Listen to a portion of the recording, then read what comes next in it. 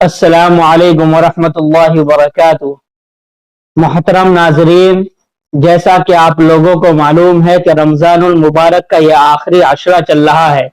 اور آخری عشرے میں ہی شب قدر کا وقوع ہوتا ہے۔ شب قدر جو پایا جاتا ہے رمضان کے آخری عشرے میں پایا جاتا ہے۔ اس کے بارے میں نبی کریم صلی اللہ علیہ وسلم نے فرمایا کہ رمضان کے آخری عشرے میں طاق راتوں میں شب قدر کو تلاش کرو، اور وہ طاق راتیں کون کون سی ہے؟ وہ 21ویں شب، 23ویں شب، 25ویں شب، 27ویں شب اور 29ویں شب ہے۔ 3 شب تو نکل چکی ہے، 3 راتیں نکل چکی ہے، 21ویں رات، 23ویں رات اور 25ویں رات، اور آج کی جو رات ہے وہ 27ویں رات ہے۔ اس رات میں ہمیں زیادہ سے زیادہ اللہ تبارک و تعالیٰ کی عبادت کرنی چاہیے تاکہ ہمیں شب قدر مل سکے، اور اس رات میں ہم اللہ تبارک و تعالیٰ کی بہت زیادہ عبادت کریں تاکہ اللہ تبارک و تعالیٰ نے جو اس کی فضیلت شب قدر کی نازل کی ہے قرآن مقدس میں، جیسا کہ خود اللہ تبارک و تعالیٰ نے شب قدر کے بارے میں کہا ہے لیلۃ القدر خیر من الف شہر، کہ جو اس رات میں عبادت کرتا ہے اس کو 1000 مہینے سے زیادہ کا ثواب ملتا ہے۔ یہاں پر خیر کا لفظ استعمال کیا گیا، مطلب یہ کہ 1000 مہینے کا ثواب نہیں ملے گا بلکہ 1000 مہینے سے زیادہ کا ثواب ملے گا۔ اس لیے ہمیں اس رات میں بہت ساری عبادتیں کرنی چاہیے، اور عبادت میں ہم سب سے پہلے یہ کہ اس رات میں ہم صلاۃ التسبیح پڑھے۔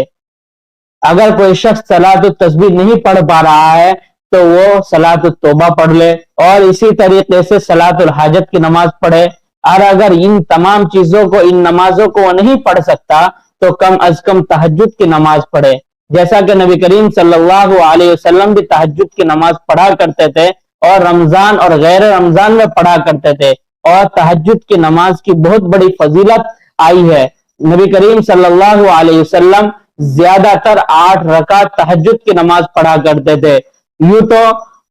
2 رکعت بھی تہجد کی نماز پڑھ سکتے ہیں، 4 رکعت بھی پڑھ سکتے ہیں، 8 رکعت بھی پڑھ سکتے ہیں، 12 رکعت تک تہجد کی نماز پڑھ سکتا ہے انسان، لیکن نبی کریم صلی اللہ علیہ وسلم زیادہ تر 8 رکعت پڑھا کرتے تھے۔ اس لیے رمضان المبارک کے مہینے میں ہم جتنی بھی عبادت کریں، عبادت کرنے کے بعد ہمیں 2 کام کرنا چاہیے۔ پہلا کام ہمیں الحمدللہ کہنا چاہیے، دوسرا کام استغفار کرنا چاہیے۔ الحمدللہ کیوں کہنا چاہیے؟ وہ اس وجہ سے کہ بہت سے لوگ ایسے ہیں جو اس مہینے میں بھی نماز نہیں پڑھتے، روزہ نہیں رکھتے، زکوٰۃ ادا نہیں کرتے، تراویح نہیں پڑھتے، لیکن اللہ تبارک و تعالیٰ نے ہمیں توفیق دی ہے تو ہمیں اللہ تبارک و تعالیٰ کا شکر ادا کرنا چاہیے، اور یہ کہنا چاہیے اے میرے مولا، آپ نے ہمیں اس بات کی توفیق دی کہ ہم نے تہجد کی نماز پڑھی، رمضان کے روزے رکھے، تراویح پڑھی، اسی طریقے سے زکوٰۃ ادا کیے، تو اے میرے مولا بہت سے لوگ ایسے ہیں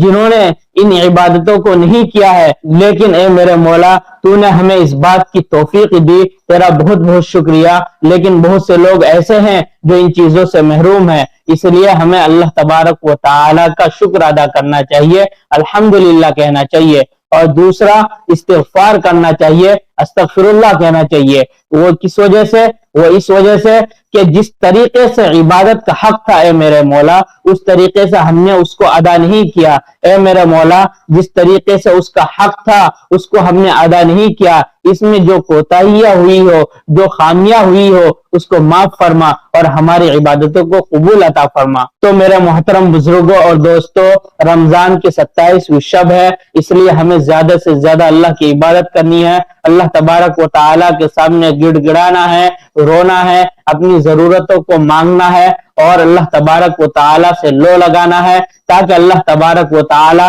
ہمیں اس کا اجر و ثواب دے، کیونکہ لیلۃ القدر اگر ہمیں آج کی رات مل جاتی ہے تو ہمیں 1000 مہینوں سے زیادہ کا ثواب ملے گا اس ایک رات میں عبادت کرنے کا، اور 1000 مہینوں سے زیادہ کا اعتبار اگر لگایا جائے تو 83 سال 3 مہینے ہوتا ہے۔ مطلب یہ کہ اگر کوئی شخص ایک رات عبادت کر لیتا ہے، شب قدر کو پا لیتا ہے، تو اس کے نامہ اعمال میں 83 साल 3 महीने का सवाब लिखा जाएगा। इसलिए मेरे मोहतरम बुजुर्गों और दोस्तों, हम इस रात में ज्यादा से ज्यादा अल्लाह की इबादत करें और अल्लाह तबारक व तआला से तौबा और इस्तिगफार करें, ताकि अल्लाह तबारक व तआला हमारे नामा अमाल में 83 साल 3 महीने का अजर सवाब लिखे। अस्सलामु अलैकुम व रहमतुल्लाहि व बरकातहू।